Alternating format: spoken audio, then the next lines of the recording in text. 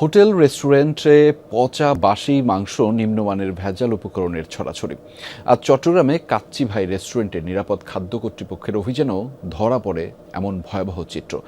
মালিককে 1 লাখ টাকা জরিমানা এবং সতর্ক করা হয়। শিয়া বাটার, অ্যালোভেরা ও ভিটামিন ই সমৃদ্ধ লিলি বিউটি সোপ।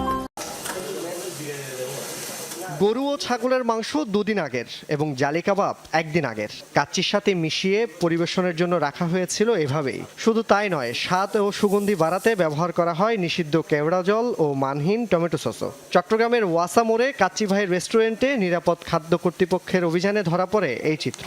রাতের বেলা আমরা রেখে দিচ্ছি যে সকালে খাবে, এটা এই জন্য রাখা হয়েছে। আর আপনার দেখলেন যে কেওড়া জলটা এটা তো আমরা ব্যবহার করি। এটা একাধিকবার সতর্ক করার পরও নিয়ম না মানায় মালিককে 1 লাখ টাকা জরিমানা করা হয়।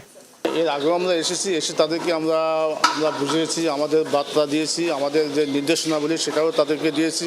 সে নির্দেশনাবলী তারা ওখানে দেখেন টাঙিয়ে রাখছে, কিন্তু ওইটা কমপ্লাই করছে না। জরিমানা তাদেরকে আমরা আমাদের ধারায় 1 লক্ষ টাকা।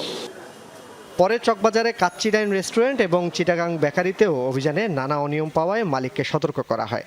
আমাদের এখানে অল্প কিছু পরিষ্কারের কাজ বাকি আছে, এগুলা সংশোধন করার জন্য উনি আমাদেরকে বলছে, আমরা নেক্সট টাইমে এগুলো ঠিক করে দিই। পরিবেশগত জিনিসটা এরা আসলে আপ টু দ্য মার্ক না। তো যেই জিনিসগুলোতে আমরা অপরিষ্কার অপরিচ্ছন্ন দেখছি এবং আমাদের মনে হয়েছে যে পরামর্শ দিলে তারা একটু টাইম দিলে হয়তো তারা কারেকশনে যাইতে পারবে।